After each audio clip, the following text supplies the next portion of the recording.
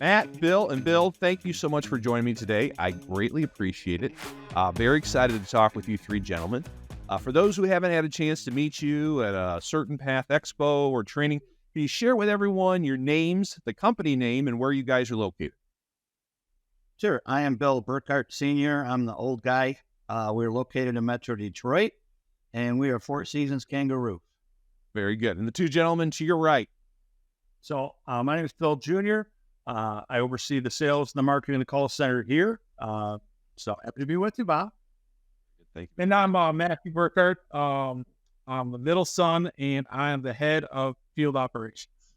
Very good. Now, senior is old guy on your business card. Is that your LinkedIn profile or anything, or is that just what you're calling yourself? It's everywhere. It's everywhere. Okay. Well, your sons are nodding their head yes, so I'm going to guess that they agree with that. So fair enough. We have other nicknames for him too. Don't worry. Oh yeah. Some he knows about, some he doesn't, I'm sure.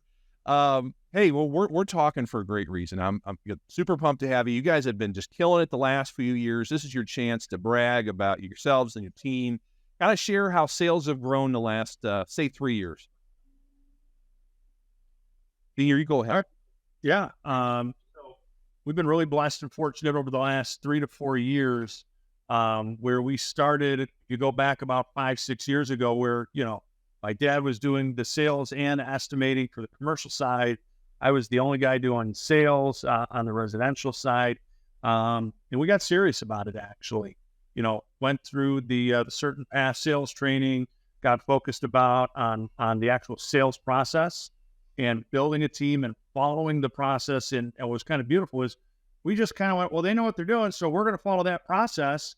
And it worked, right? And we've been really fortunate to now increase that and add to the team. We're up to a sales team of 8 guys now, with a full call center and call center manager. And it's been a really cool ride.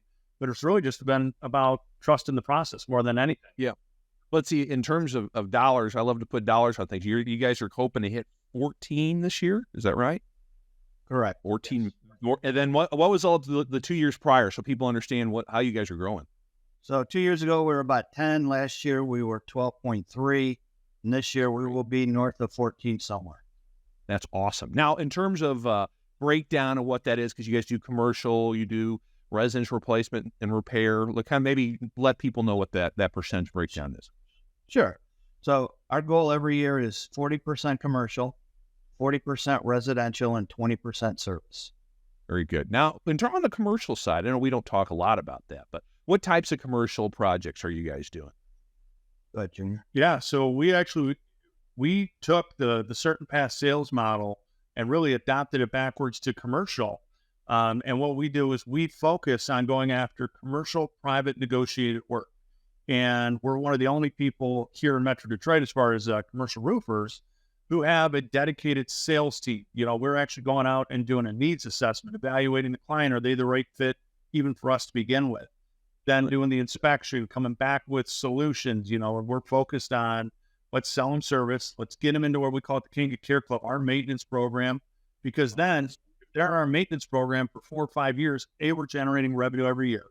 We're deepening that relationship. And then when it does come time for that $100,000, $250,000 commercial roof, I won't say they won't get other contractors, but we're going to be in the driver's seat.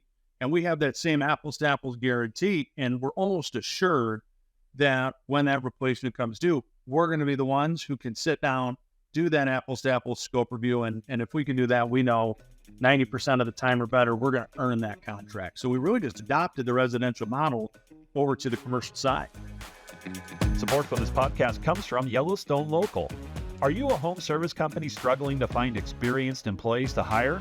Then you need to schedule a meeting with Yellowstone Local, the undisputed leader in helping home service companies build high-performing teams. Yellowstone Local doesn't just fill open positions, they shift your entire recruiting paradigm, changing your brand into a magnet for amazing people and helping you hire people that embody your vision, your drive, and your commitment to excellence. With an intentionally extensive approach, you'll have a partner that builds and executes the entire process for you, saving you time and money while getting the best results. So, in an industry where your product is your people, don't settle for less where it matters most.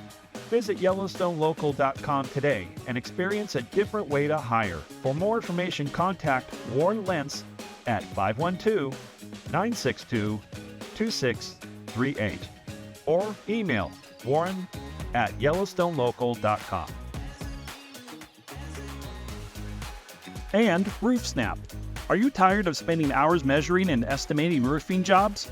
RoofSnap is here with powerful tools to provide fast measurements and estimates that simplify and speed up the sales process. When you order roof measurement reports, they arrive in your inbox in as little as 2 hours, or 60 minutes or less with rush delivery. Or draw your own roof measurements and receive your report in minutes. CertainPath members can try out a free 7-day trial of RoofSnap. If you subscribe after your trial ends, you'll get 5 free measurement reports, plus 1 free extra report if you sign up by June 30th. Don't miss the chance to simplify your roofing process and boost your bottom line. Look for RoofSnap in your CertainPath portal to get started today. We're gonna dig in a lot more into the operational things in a minute. Before we get too deep, I always like to share people's personal stories, and that we don't have to get too. I mean, we could spend an hour, everyone's backgrounds and everything, but just so people know. Now, Senior, you have a unique track, unique path into roofing, right? You weren't exactly born into it. You were in doing electronics or something like that. Maybe kind of share your quick story and how you got into roofing. Sure. Back in the day, I was selling electric motors and motor repairs because Detroit's a huge industrial area. And I had a really good job and I had a really good sales manager. And long story short, we were so good at what we did that I was actually kind of bored with my job. I could do my job in 30 hours a week. So I started looking at this going, and I was in my mid-20s. Said, well, if I want to work hard and look for other opportunities where I can really make some good money, that's where the electronics came in. And I went to work for an electronics company. And without going through all the details, it was an unmitigated disaster. They were less than honest and truthful about what the opportunity was. And when I was struggling through that, I had an opportunity to go work for a wholesaler in the roofing business. Then a roofing contractor offered me a job, and I've been in the roofing ever since. Very good, very good. Now, Matt, you were the first of the sons in the business, but you originally were not thinking that, right? You went to school for education, right? Yeah, so I was getting my degree at Michigan State University to become a teacher. And in the summers, I would roof.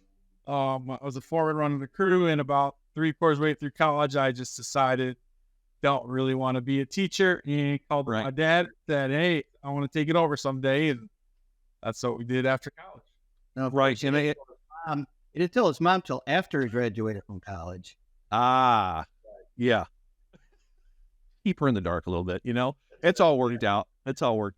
But Matt, if I'm not mistaken, when you guys originally joined at was then Success Group International, now CertainPath, you weren't really sure about the model or about really residential service, right? If I'm not mistaken, you thought commercial was the only way to go. I wasn't sure. I didn't know what it was for a while. Yeah, my dad finally took me to an expo, and I'm like, "Oh, this is awesome." Why didn't you take to me one of these 2 years ago? I would have bought in on it. Right. I wanted to bring that up because I think it's important for people to hear that. It's to bring your key people with you is a valuable part of the program and getting buy-in. So that's cool. Now, I was going to say, Senior, when I interviewed you, Junior was not even, I don't think, in the business yet, right? Now, Bill, you were working, you were also in education, right? You were working for high school?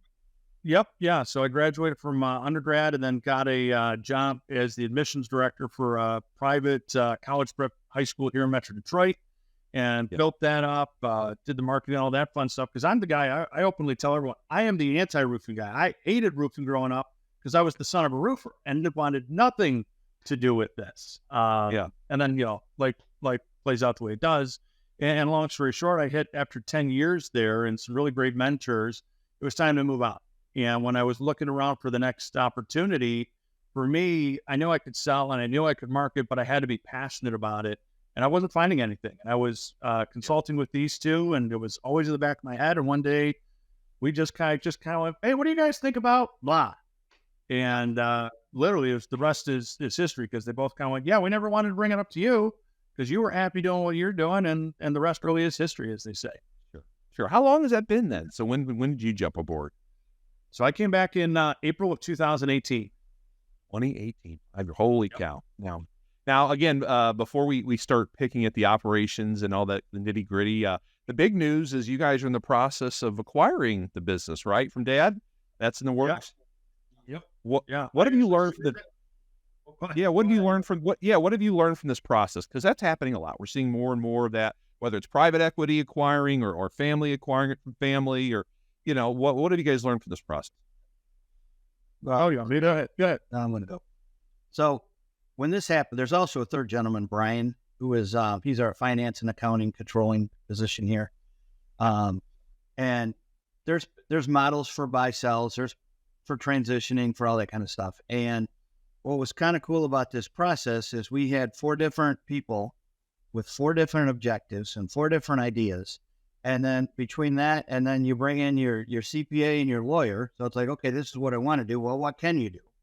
Right. And we went back and forth for about 1.5 years, and we have a hybrid model for what we came up with that I've never heard anybody do that's anything similar to what we do. Yeah. And a year or 2 into it, I'm like, yeah, is this the right thing? But now 4 years in, I was like, I don't want to say it was genius, because it wasn't. It was 4 people coming together. I'm giving up this, you're giving up this, you're giving up this to put this deal together. And when it was all said and done, I think it's a groundbreaking agreement for how to transition in and out of a business. So how many years are you into the process then? 2 or Years 4. Yeah, I think this is year 4? 4 or 5. Okay. Yeah. What makes it unique to some of the other things that you originally proposed? It's a 3-step deal. So phase 1 was years 1 through 3. 1 through 3. And at that point, their purchase of the company was very small. I gifted each one of them a certain amount of stock in the company. Sure. Then when we turn profit, they can take the profit from their small little bit of stock, use that to buy me out. Roll in. Then phase 2, basically in year 4, they're pre-buying the next level. Got it. And then they got, I think, 7 years to pay that off. Yeah. And same thing, hopefully take it out of the profits at the end of the year. Right. They're not coming out of pocket. And then That's great. when I'm 70, I'm out. Whether I work here or not, I will no longer own the company. And they have a 5-year note to pay me off. And they each have, so like Matt has right of first refusal for a certain amount of stock. If he doesn't choose it, then Billy can choose it. If Billy doesn't want it, then Brian can take it. So every step of the way, there's options available for all 3 of them. That's great. Was it just a lot of conversations, a lot of open, honest conversations that came to this? I mean, sounds like it took a little bit. Yep. Yeah, I would say that's probably the single biggest thing. And it's the ability. It was, to my dad's point, the ability for 4 people to just have some brutally honest dialogue. But the positive out of that is once you go through that, and I don't use brutally in a negative sense, but like truly just being open and honest. Because, I'll go to expos now and I see generational businesses, and, we'll start talking in some of those after events, and there's no clear plan. And it can lead to a lot of uncertainty. It can lead also to a lot of assumptions that can lead to hard feelings if it doesn't play out that way. Yeah, and I think from my standpoint, one of the things I'm really appreciative of is it's black and white. It's a legal document. It's set. There's no guessing. There's no ifs, ands, or buts. Like, it is what it is. And I like it too, because nobody can ever say like, oh, well, you just got your dad's business. Like, oh no, believe me, I see the check going to the old guy. It is not being gifted. Right. Oh, that's great. That's neat. You guys have figured out a strong process, because you're right. There can be a lot of hurt feelings. There's a lot of, well, I thought I was going to get it, and this and that and the other, and that's beautiful. And you guys are upfront about it. I'm sure the team knows about it, what you guys are doing. Yeah. Right. So it's straightforward. I mean, I think anytime there's open and honesty, it's just good for business. So that's great. Well, I wanted to be sure to hit on that before I lost track. Let's go ahead and talk about the organization a little bit. In the office, who the other gentleman, I'm sorry, I already lost his name. He's handling the finances, and what's his name again? His name is Brian. Brian. All right. Be sure to give Brian a shout out. So Brian, thank you. So who else is in the office with you guys? That's running the business these days? Why don't you start? What do you have? You have your team's gone pretty substantial in the last year. Yeah, so we have a head of facilities and IT. So he's in charge of our whole shop, all the fleet, all the vehicles, and all the IT for everybody. Yeah. And then we have commercially, we have commercial project managers and superintendents. Residentially, same thing, project managers, and on-site, we call on-site project managers. You said on-site what managers? On-site project managers versus we have an admin project manager in the office. Okay, very good. All right. And then you said in terms of sales, you had 8 salespeople, right, nowadays? Yeah. You're up to 8 salespeople, 3 commercial, 3 residential replacement, and 2 residential repair salesmen, because we do break it up that way. You're either selling repairs or replacements on the residential side.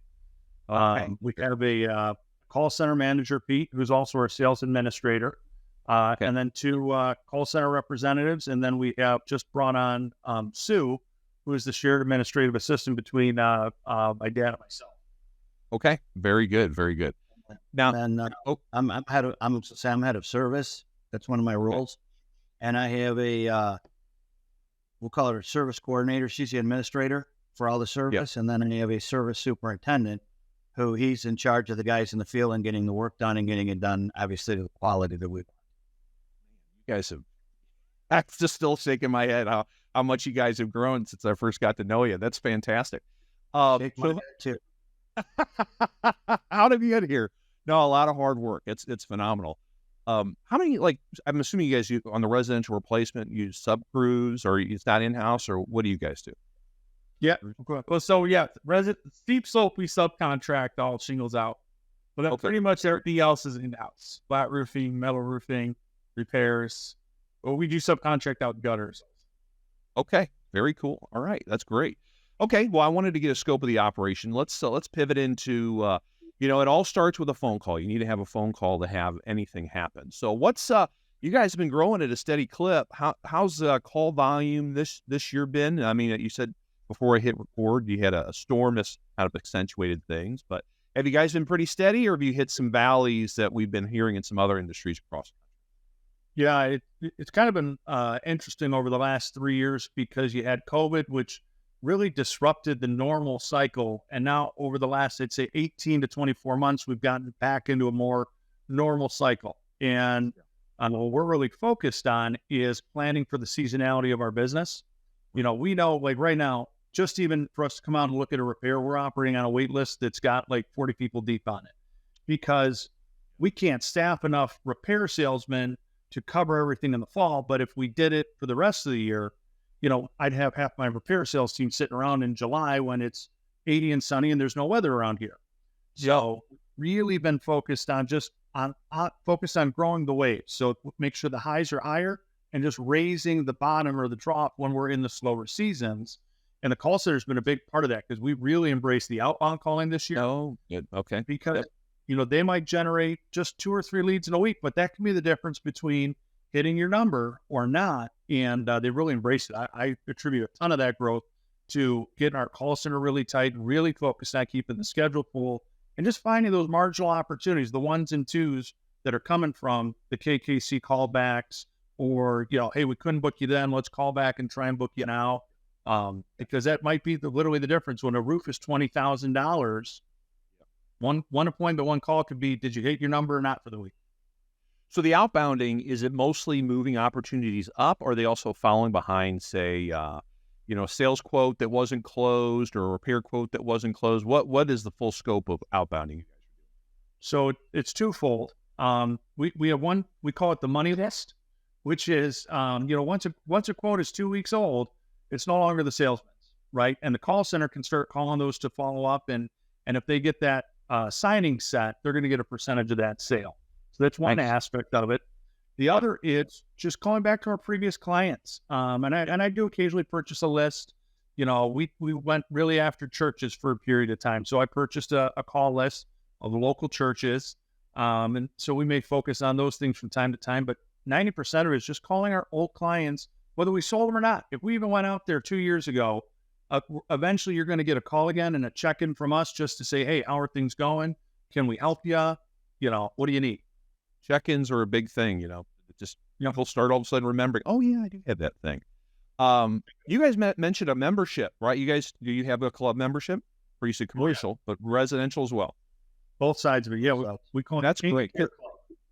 Care Club. Let's dig into that because it's a very foreign concept still after all these years for a lot of roofers. So kind of explain the commercial side a bit more. How about the residential side? What do the visits look like? What are the values? What value does a homeowner get from it? Let's see. I know what we do. I don't know about that. So we had a service tech a couple years ago that I wish was more part of his presentation. Basically, when he went on and talked to someone, you couldn't help but buy a KangaRoof Club from him. Okay. He just made it. It's like, you cannot do this. We're going to come out. We're going to inspect your roof. We're going to do this. We're going to do this. We do everything pretty much except clean out the gutters. Okay. And now every year we set it up now where we do them between late June, early July, and August, because it doesn't rain. There's not a lot of storms. So we do our care clubs in the summer, and we go out and just like CertainPath would have you do it, we call, set an appointment, go out, do an inspection, touch up any caulk or sealants that need to be done. If there's new stuff that comes up, we call it deficiency list. We give them options for it, and execute on those when they say yes. That's great. Now, what's been the key to selling it?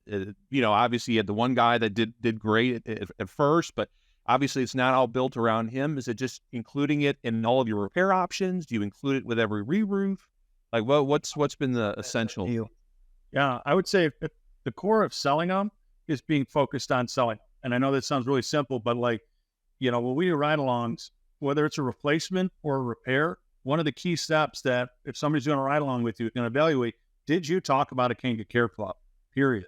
And I think it helps too. One of the things my dad says really consistently to the team as far as the message is, hey, everyone loves the big replacements, but we're building this company. We've built this company through service, and that's never going to change. Service is always going to be at the heart of it, and the core to the service is the KangaRoof Clubs and the maintenance contracts. And I think over time, especially now as we've grown and we've had consistency in the sales team, and they see the benefit of that and see the relationships with those clients where it's like, oh, wow, Mason, who a lot of people know because he's done so great for so many years, one of the repair guys is going out to preview. He's like, oh, man, you're going out to Gracie's house? And asking how she is, right? So it's that relationship piece too, that you really do start to know these people and really do start to care for them. And you see the referrals from them too. We know a KangaRoof Club member is way more likely to refer us out. They might not even ask for credit, but refer us out to their neighbors, their friends, their family, which is the best lead you could ever get. Yeah. What does it cost for the home? For a homeowner, it's $9.95 a month. We always it's one of the cheaper than Netflix now. And they get you I was going to say, and you get one annual visit, right? But and it's great branding, right? I know there's a cost associated to getting someone out there, but it leads to opportunity. I would say, Tom, the closing percentage on those inspections you're doing has to be sky high, right? Oh yeah, and one of the things we stole this from Scott and Stacy down in Austin.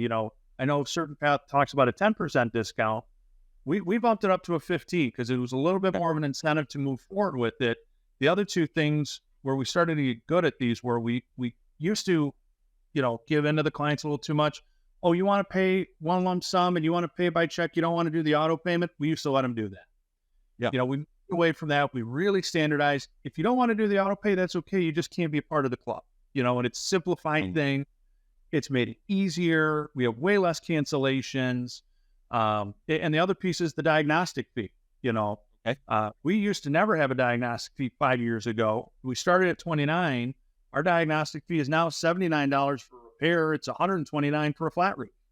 And they're booking at 85 to 95%, whether it's the middle of winter or, go time right now. Yeah. That is phenomenal. Detroit who do that too, which is kind of crazy, but it's a testament to the call center and to the value. I was going to say, you've got, they're well-trained on the phones, and obviously people in the community have gotten to know your name and know your reputation. Just before I lose sight on call generation, we talked about using the outbound as a source for that. Clubs help mediate typical downtimes. How else are you guys generating leads? I know your marketing background. Junior, what's been really effective for you guys in terms of getting customers? Yeah. Do you want to go or you want? Nope. We'll think about that again, Senior. Yeah. So the vision, like when I came back, one of the things my dad and I talked about is there was two pieces. It's the website and it's our database. And we've made a really concerted effort when it comes to our database, garbage in, garbage out. We want to have a really good database because there's value there because we can remarket to those people. And we do through text, phone calls, emails, newsletters, postcards, which is a huge value because our top two lead sources are existing clients and referrals. After that, the next one is the website. So we have made a tremendous investment in our website, which we're actually about to redo again just because technology changes. The organic SEO, which is tough for a lot of people to stay committed to doing that, but we did, and it's returning huge results. And the PPC, those three, between the existing database and being really, I say we're good right now on the web, but we want to become elite. That's really where the leads are coming from. Are you guys doing any traditional media as well? Oh, go ahead, Senior. Yeah. He's leaving. I thought I was going to be the one leaving outsources, but apparently it's him. We are part of a local contractor handyman show. Oh, good. Okay. We're one of the roofing experts on that. We work with the brand guys for radio advertising. When we're done with this today, we want to do where I live. It's a bony community, so we're taking Kanga Kenny, kangaroo mascot, who's 6'2", and we're going out to my boat to do a photo shoot to start doing marketing that way for the area. And I love it. We do all the traditional stuff: chamber conference events, trade shows, golf outings. We do all this. Support for this podcast comes from Owens Corning Air Care. Uncover hidden opportunities and take your HVAC business to the next level with Owens Corning. Owens Corning has done the work to provide you with a turnkey system with a simple story that practically sells itself. Add duct replacement and attic installation to your service offering as part of our program and elevate your sales today. Benefits include sales and product training, marketing support, and a rewards program. For more information on partnership opportunities, visit owenscorning.com/aircare. So we talked about generating the call, answering the call. Let's talk about, you guys have repair salespeople, roofing salespeople. How do you decide if you're sending a traditional, re-roof salesperson versus a repair tech? How is that dispatching decision decided? So that's handled entirely in the call center. And, we have a sales administrator, call center manager, and Pete. So he's ultimately the one who's kind of, if there's ever a question, making that decision. But, our call center is trained to ask those questions. Tell us about what's going on. How can we help? What are your goals? Right? Yeah. Because what we got into a little issue once where, talking about the diagnostic fee, well, they could talk them into a replacement quote, right? Because the replacement's free, but the repair has 79. And then the replacement guy is going out and going, well, this is all that's wrong. So it took a lot of training and continual training. It's just like answer the phones. We have a very scripted way how we answer the phones. And it's not by accident. It's consistency, and it's consistency in the training of it. And it's not that things don't get screwed up. We had one this morning, lovely family. They're ethnic, hard to understand on the phones. They authorized the $79 diagnostic fee. My service guy got out there, and it was very clear they wanted a replacement, not a repair. So he just called in. He let them know, hey, no problem. If you don't go with the replacement, we'll refund your $79, and we're going to get a replacement guy out there, I think, Monday afternoon. So, it's like anything. It's not going to be perfect, but let's communicate and keep serving the customer at the forefront of what's the right decision. Do you have a KPI for how many repair opportunities turn to replacements? Do you have a target like, 25 or 75? I mean, what do you guys, is there a KPI for that? So we don't on the sales side have a KPI for that. What we've started to do, though, is we've defined a very clear process for the repair guys. Before it was a little unclear about when and how do you flip it, how quickly do you get the replacement guy in there. We've cleaned that up this year. Senior and I, on the leadership team, that's a discussion point we've had because, again, at the end, we want it. Service is still the heart. So I don't necessarily want to incentivize the repair guys just to be pushing everyone to replacement. We really do want to repair that roof, get them in Kanga Care for 3 or 4 or 5 years, extend the life of that roof. Because even on the residential side, if we do that for 2, 3, 4, 5 years, when it comes to replacement, we're gonna get that at a 70, 80% likelihood. And we got repairs on them for the first couple of years. What's the key been to managing that so they're not just flipping jobs to make money? Like, has there been like a checklist in terms of you have to do every single thing here, or you have to give them X amount of repair options, and then say we also make them say, how about a replacement? I mean, what's your process like? It's a lot simpler than that. It's pretty. We run our company on core values, and that it's really that simple. Integrity is one of our core values. We care is one of our core values. So if they're not doing the right thing by our clients, they're not going to be working here very long. And our number one goal, our vision and focus is to make roofs last longer.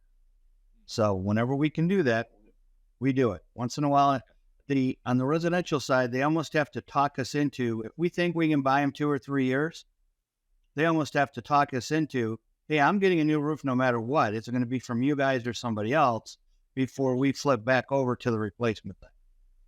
I bet that's helped your closing percentage, because people are like, these guys, they got to be honest. They're not digging for the new roof right away, which most roofing contractors do. So that has to help. Well, I'll give you an example. We brought on a gentleman this year that, hey, he's been a long time roofing salesman. He's worked for some big, well-known national brands. Yep. And the single biggest thing he loves about coming here, they were buy or die. You're going to get them, and you're going to give most money no matter what. And if they don't buy that night, who cares? And one of the things that he's really taken to is he's like, I love that I can come out to a homeowner, and if you don't need a replacement and I just can sell you 10 feet of a ridge vent because that's all you needed, I can do that. If the right thing is to take you through an insurance claim, I'm not going to beat you over the head with a retail. I'm going to take you through the insurance claim. So I think the closing rates have done well simply because, as my dad says, we really do run it by core values. And at the end of the day, we care. We approach every roof as if it were our own. And if you do that and you live that out, good things happen, and people can sense that in the sales environment. Authentic sells. Great. Now, you mentioned on that one particular case, you had a repair tech out. It proved that they wanted a quote. In a situation where the repair tech goes, yeah, this roof really probably needs to be replaced. How soon? Is it always a couple days out the salesperson comes? Can they sometimes come same day? Because that's always, we talk about it. You don't want to lose that opportunity, right? So how do you try not to lose that opportunity? 2 ways. The hope is you have repair guys eventually that can flip it on their own. We're not at that point right now. The flip side is there's a seasonality to it too, right? When we're crazy, we're in our go season right now. We're not going to be able to most likely get somebody out that day. But the goal would be within 48 hours, we have a replacement guy out there, because, and it's a testament to the call center, they now are ranking and prioritizing those appointments. If we have a level 1, which a flip replacement would be a level 1, and if you got a 2 or a 3, that level 1's going to take their place in the booking. Great. It makes a well-run call center solves so many issues. Oh yeah, that's 100%. Let's talk a little more of your traditional salespeople selling re-roofs. You said you got how many that are just doing that now? So we have 3 residential guys, and then we have 3 commercial guys, and the commercial guys do both. Okay, very good. What is, just so people, everyone's on the hunt for great salespeople. What's their background? Do they come from roofing, or they come from not roofing at all? Do you want to tell Mason's background? Well, Mason talked about it a little bit, but my preference is not roofing. Right. Not roofing. We have one gentleman right now in sales that he was talking to before that has a roofing sales background. We have another one who came off the roof into the service sales side of it. But for the most part, we want guys with a certain mindset, a certain personality type, and probably not having been on a roof before they came. Right. And then what's the training process like to get someone where you feel they're competent enough to sell a re-roof?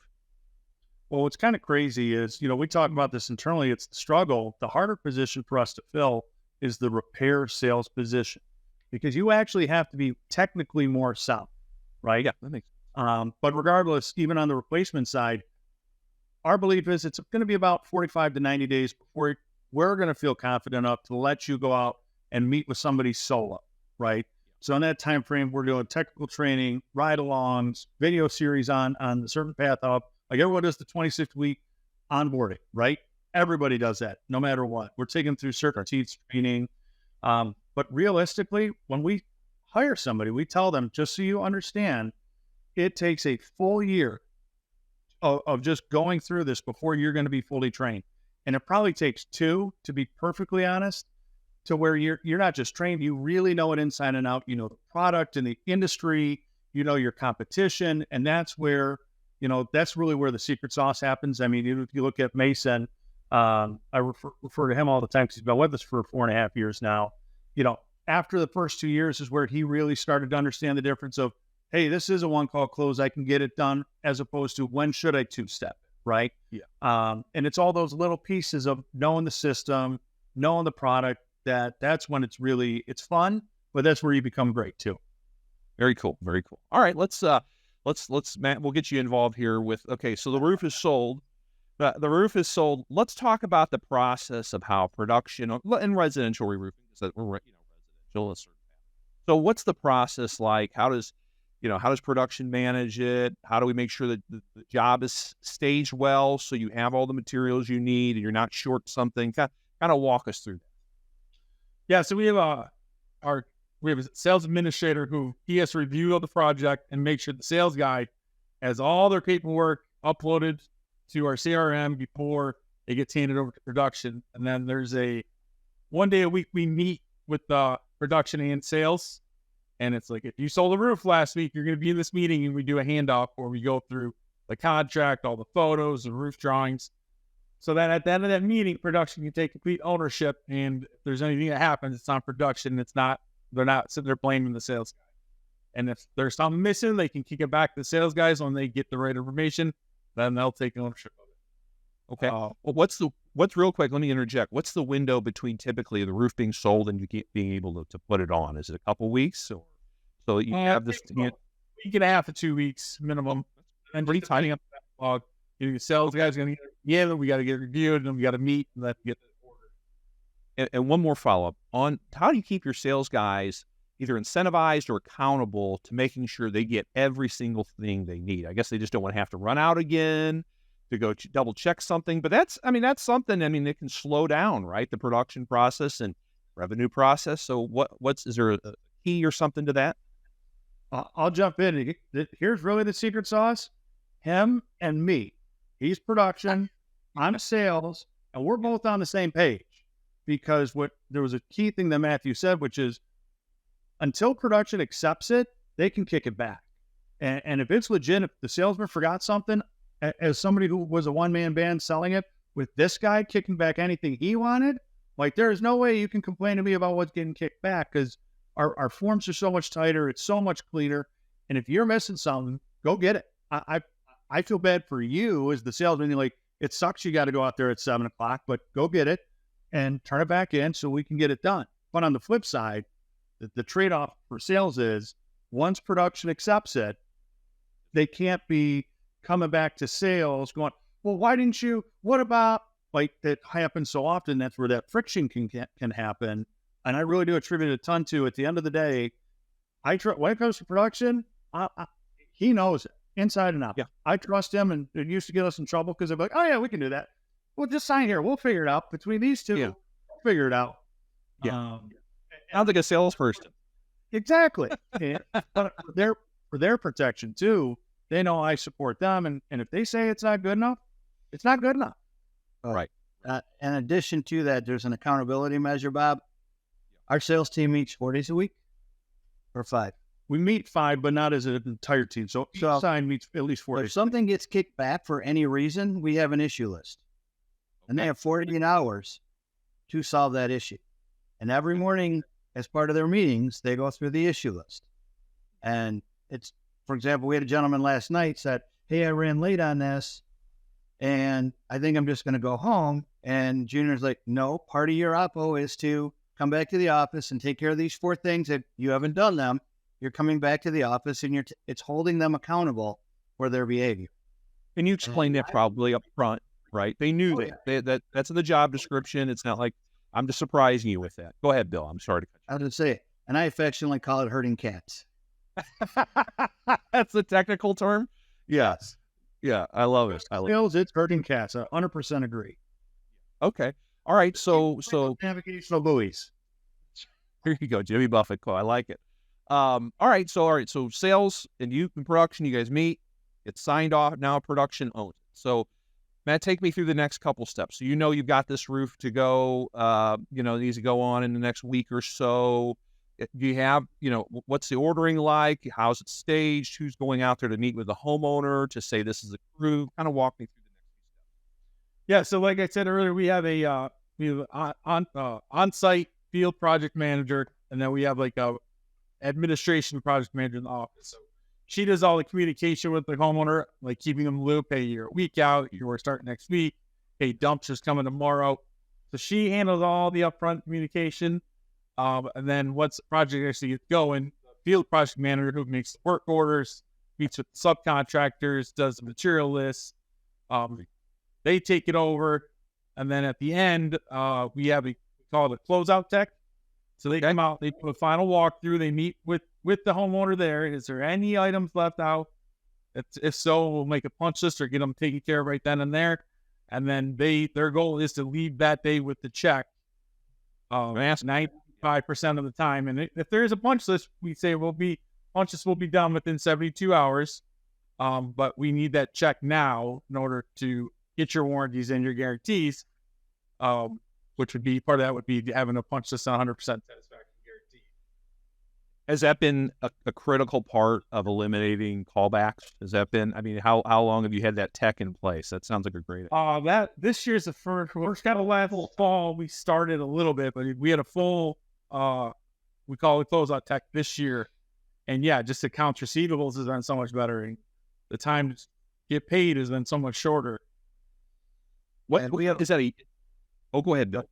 We have a form that the closeout tech uses. I think this is one of the key things to it.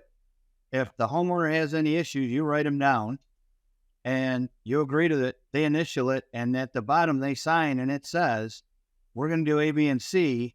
And at the bottom, it says very clearly, if Kanga does A, B, and C, you are 100% satisfied, blah, blah, blah, blah, blah. And that has so many nitpicky little things have gone away. Because they can't after that, they can't call you on Tuesday and say, hey, I saw, what's that little piece of caulk? Is that, all that stuff's gone away with that form and with that communication. All those headaches are gone. That's great. That's neat. What happens to materials that maybe are not used on the job, right? Oh, so that happens, or what happens to those? So the closeout tech, if it's, relatively small, bundle, a half a roll or whatever, the closeout tech picks them up.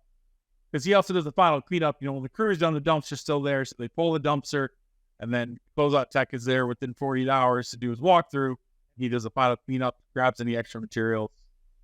Very cool. All right, very good. Is there any, just because we were talking about this internally, do you guys do door knocking? Is that gentleman hanging any mailers or door hangers on homes around the area, or just doing any that kind of stuff just to generate additional business? Soon. Yeah, no, that's fair. There's always something to do, right? There's always something to do. No, what a great process, though. Thank you for walking me through that. Let's talk numbers a little bit. I know, you guys have really grown as an operation. You're profitable. A lot of that is keeping an eye on the numbers. When you notice like labor percentage is drifting or anything like that, do you guys know what the reasons are and how to fix them? Like what are some of the typical reasons that happen? Well, we meet every week and go over numbers as a leadership team every week. And we're an EOS company, which it's called Entrepreneurial Operating System. And everybody's accountable for their part of what happens within the company. So as field operations, Matthew owns the labor, he owns the materials, he owns the budgets, and he has to turn in reports every single week, and like you said, once they own it, they own it. If there's a there's a mistake on a job, we want to know before they take it over, so we can adjust. Maybe we're not going to make our margin on this job, but we know it before we start instead of 2/3 of the way through it. So he is accountable. And since we've been doing that, our gross profit, our net gross margin, has gone up anywhere from 7 to 10% over the last 2 years because of it. That's amazing. Is it just because you're more cognizant of watching it, or is that is that maybe the big reason, or is there any other been big changes that have caused it to tighten up? But we're watching it, and if you're watching it, and then it's like, okay, why is this happening? That creates an issue, and it's like, okay, and that issue might be an issue that's higher up than another issue. So it forces you to look at the issues that are causing the problems, and then you fine-tune your process to eliminate those issues. And I don't want to say overnight, but it's pretty miraculous what can happen at that point. Yeah, the other thing is, like, our production managers, they know, like, we didn't used to tell them gross margins. We'd worried they're thinking we're making all this money. And we actually, they track the gross margins, and they know the gross margins, and they know the goals they have to hit. And once they actually took ownership and they were paying attention to it, double checking invoices from contractors, start catching more stuff because they know they're at the end of the day responsible for the gross margin on that project. Are they incentivized on gross margin now, or is it more or less just part of the job? No, it's part of the job. Well, okay. But I would say the entire company now is incentivized on both gross and net profit, because everyone's year-end bonuses, at least 50% of it is tied directly to the profitability of the company. And that's only been in the last 2 years, I think, where we started to really be transparent with them about that, so they could understand the numbers even. It's been positive. That opens the door to a couple questions I want to ask. So that's great, because, again, knowledge is power. If you know why you guys are aiming for certain things, it allows your team to get on board. So what was that conversation like? Was it a big company meeting like, hey guys, this is what the numbers are. This is the cost of doing business. We're not just taking 50 cents from every dollar and stuffing it in our back pocket, right? So how did you guys kind of educate your team on the real cost of business? It's been about a 2.5 year journey. Yeah. Teaching them, showing them. For example, they know January and February and March, we're probably going to lose money 9 out of 10 years. It just, there's not a whole lot we can do about it. The weather's terrible up here in Michigan. There's only so many working days. The sun's only up for so many hours. And we got a choice. We can lay off a bunch of people and then try and hire them back, or we can lose money in the first quarter. So they know we're going to, lose money in the first quarter. Then they know the second quarter we start getting profitable.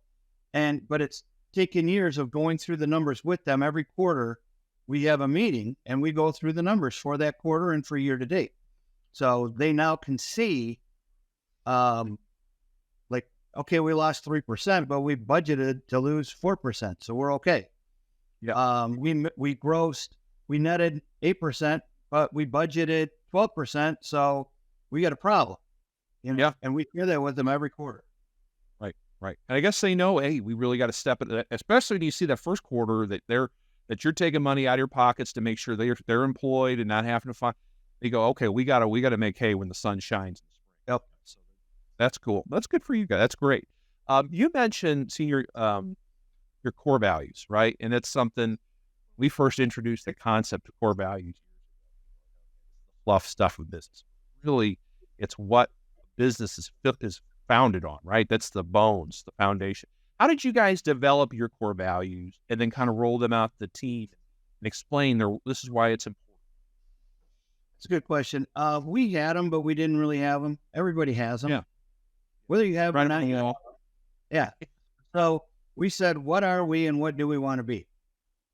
And we have 6, and we have 3 that we call if you better be hardwired for this or you can't work here. And it's integrity, it's caring, and it's focused on improvement. If you don't want to be better, if you don't care about your coworkers and your team, and if you're not honest and you don't care about working with, and you don't want to work with honest people, that's a deal breaker right there. So you just can't be here. Then we have we have take ownership, we have finished strong, and we have quality counts. I think I'd have them all down by now. We call those aspirational values. You know, maybe you don't have the skills to provide the quality that we need. Well, we're going to put you in a program to improve your quality. Maybe you're a good person, but you tend to make excuses. Well, we're gonna put you through a process to help you learn how to take ownership. So those are aspirational, and then the other three are intrinsically hardwired into people.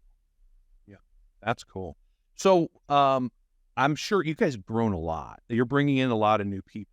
So when you're hiring, I'm sure those are always in your forefront, right? Do these people meet these 6 core values?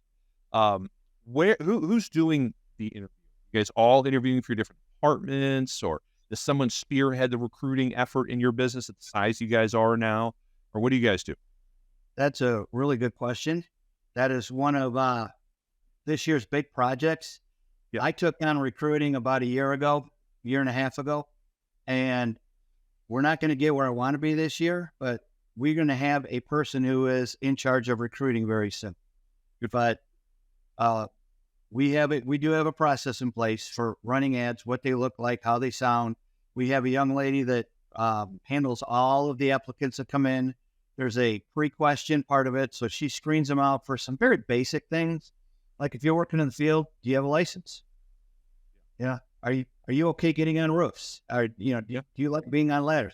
And once it gets past there, then we have either a 1 or 2 step process. If it's an entry-level person, we call it a 2-step interview, where we interview for core value fit, and then we will interview to see if we want to hire them at the same time. If it's in sales or admin or management or anything like that, there's a core value interview, and then there's 1 or 2 more. Do you fit here? Do you want to work here? Do you have the skill set to work here? That type of thing. Yeah. And we got a 4-member leadership team. One of us 4 meets with every single prospective employee that comes to work here. Oh, that's great. That's very good. How about, you're really careful about who you bring on. And then how do you manage those relationships once someone's aboard? I know you're training, you're onboarding. I heard you do all the right things just over the course of our conversation. Do you guys do one-on-ones or anything like that to keep the temperature on people so you're not turning through people all the time? What do you guys do?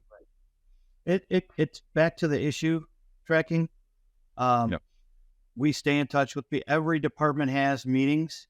Every department has one-on-ones. Every quarter we have what's called a quarterly conversation. You sit down with them and they rate themselves on the core values. You talk about skill set and what they need to work on. We have a goal program for them, personal development goals. And we talk about, are you on track, off track, and how do you, but we meet every week and we go, I'm not going to say really deep, but we go a little bit deeper every quarter to make sure that they're in the right seat and they're happy, and issues come up, we deal with them. Well, and I'll tag on one thing, we hire by core values, and one of your core values is we care. Yeah. And you pair that with take ownership and quality counts. It's really hard to work with people and live those out and not develop those relationships, which that relationship, that sense of belonging and fulfillment is how you keep great employees.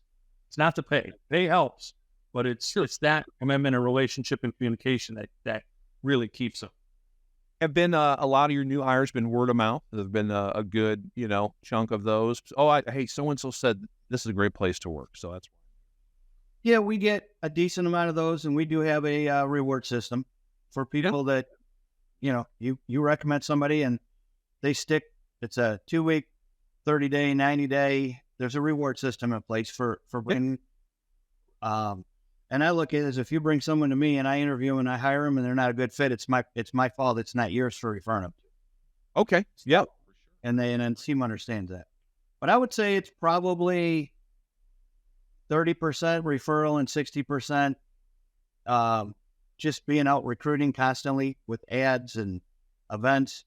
Juniors started with King of Kenny. We should have him up there. We should have put King of Kenny in the background. Sorry. Yeah, but that's all right. We started doing some outreach to schools where we go and talk about skilled trades and bring King of Kenny with us. We do some of our advertising is we deal with the brand guys. You know what I'm talking. It's Well, yeah. recruiting at the same time. So, Well, and I think one of the neat things is the people who are now in more leadership roles are people who have, for the most part, been brought in and grown into those roles, right? So they came in, they were core value fits, and then they've been nurtured and developed and grown into. You look at Pete in the call center. You look at Justine, who's one of our project managers. She started as a carpentry laborer, right? Yeah. And she grew into that role. Mikey, who's his sheet metal foreman, same thing. Started as a carpentry laborer, has grown into a sheet metal foreman. And it's because once you identify those core value fits, I mean, you kind of got to just wrap your arms around it. Yeah. And it's great. I mean, you guys have, there's some people that they're happy being a smaller company, but you guys, by growing, you're giving those people opportunity. You're not going to lose them because they go, I've hit the ceiling. I got nowhere to go. So they've grown with you, and that even more buy-in. I feel like you can grow with a company. How neat is that?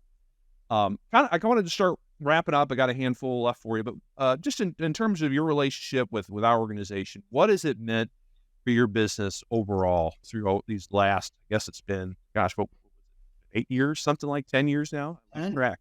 And wow. 10 So what's it been like? Yeah, you should have worn your watch. I'm in a fitness craze. I got to lose some weight, get healthier. So You and me both, buddy. I understand. 10-year watches at home, but Okay. it is the best way to say it is life-changing. It's been a life-changing experience. I was like so many other contractors when we signed up. I was struggling. We were $250,000 in debt. We weren't profitable. Every day was a struggle. Beat your head, get your head bloody every day going to work and recover and start over the next day. But what I liken it to by joining CertainPath is I was a good roofer who didn't know how to run a business. And I feel like CertainPath has given me a hands-on MBA in how to run a home services company and still be a good roofer. Yeah. I did something, I probably should do it again. This was about 1.5 years ago. I just set aside some time and I said, what have we done as a company since we've been in SGI then, now CertainPath? And it was 2 pages of stuff that we implemented one at a time after the other. I mean, when we joined and somebody said, you need to put your guys in uniform, I was like, are you freaking nuts? My guys? First of all, I can't afford it. Second of all, my guys? Oh, I got the best looking service techs in Southeast Michigan. Right. It's one step at a time. It's 10 years. It's one, you talk about our growth. Our growth was very slow for 6 or 7 years because we were building infrastructure, building a base with the right people, that now we are on more of an upward trajectory. Yeah. And it's also been neat. It's that your sons have been able to enjoy this ride too. And I think, they're 2 sharp guys. They've helped tremendously, right? It's not, when you're one person, it's hard to do all this stuff. By having 3 of you, it's been able, I feel like as an outsider looking at it, it's probably helped amplify the growth more so than if it had just been you. 100%. I mean, think about it. There's no way to be at a company of our size. Like, I don't know everything that Matthew does day in and day out. And I don't need to know. I couldn't do my job and lead my team if I was worrying about what he's doing. And then conversely, if he was doing the same thing, or if we had to worry about the service department, because seniors got that. Nobody does this on their own. The more we learn, the more we grow, the more you realize, there's no overnight success. The success, you might just see the tip of the iceberg, and there's no one person, right? Walt Disney had Roy. There's always more to that story. 100%. Senior, maybe this is more for you, but Matt, Bill, you can speak up as well. Is there anything you would have done differently over the last in this transition? That's easy. That's easy. Okay, let's hear it. Yeah. I mean, they can tell you all the things I screwed up in addition to this, but We're going to need more time. I'm going to say that's a different podcast. Lori booked for a second interview. All right, that's fair. and that's a whole different list. It's like 4 pages of study too. Yeah. But no, the real simple answer is the first 3 years I was in SGI, be a lot less prideful and be a lot more willing to ask for help.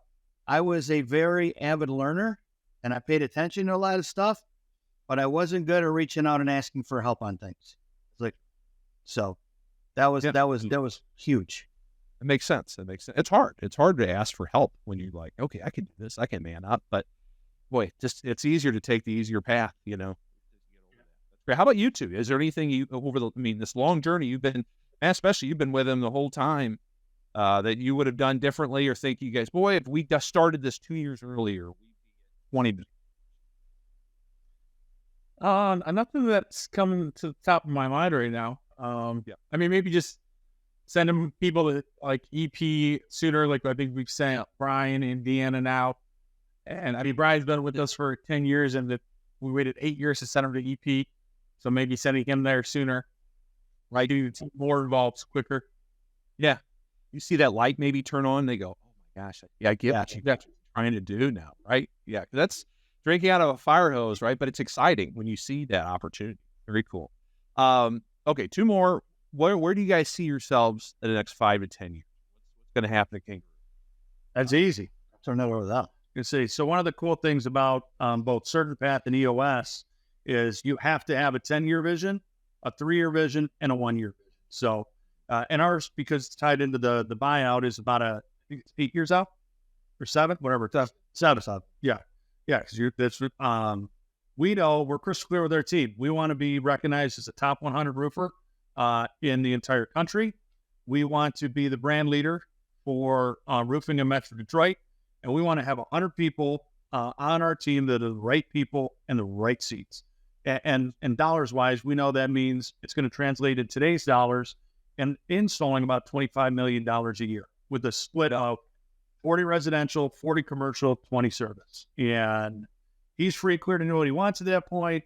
We're running it with Brian, and we have the managers running the business, the leadership team working on the business with a focus on growth and more than one location. All right. Last question. Just any other final words of wisdom you pass along to other members or other non-members?